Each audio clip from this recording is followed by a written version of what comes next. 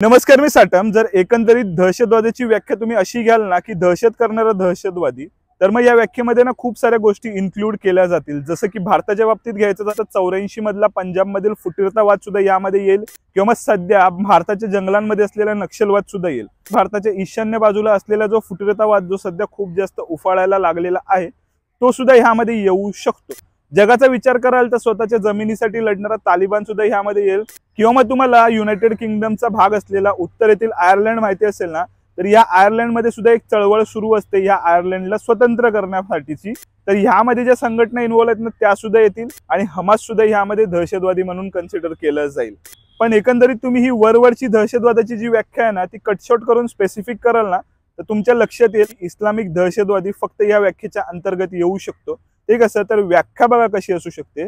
एखादा व्यक्ती जो दहशतवाद घडवतो तो दहशतवादी असू शकतो, पण तो दहशतवाद कोणाच्या विरोधात घडवतो ही खूप जास्त महत्त्वाची गोष्ट आहे। तो एखाद्या राज्याच्या विरोधात किंवा एखाद्या प्रस्थापित संस्थेच्या विरोधात आणि त्याचबरोबर शस्त्रधारी संस्थेच्या विरोधात घडवतोय का, तर त्यामागे प्रश्नचिन्ह असू शकतो की तो दहशतवादी आहे की नाही त्याबद्दलचं।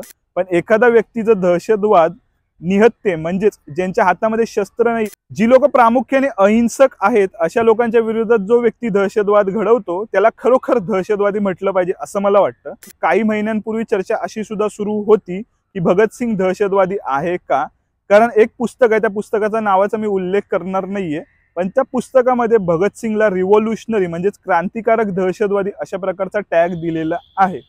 बघा, एकंदरीत ह्यावर जस्टिफिकेशन देताना इरफान हबीब सरांनी काय सांगितलं होतं की भगतसिंग आणि एकंदरीत त्यांची जी संस्था आहे हिंदुस्थान सोशलिस्ट रिपब्लिकन असोसिएशन, या संस्थेने 1929 मध्ये आपलं एकंदरीत जे तत्व आहे ना ते जस्टिफाय करताना आणि काँग्रेसवर क्रिटिसाइज करताना आपलं एक परिपत्रक काढलं होतं। त्यामध्ये आम्ही दहशतवादी आहोत अशा प्रकारचा उल्लेख केला होता। त्याच्यावरच हे पुस्तक आधारित आहे अशा प्रकारचं त्यांचं मत होतं।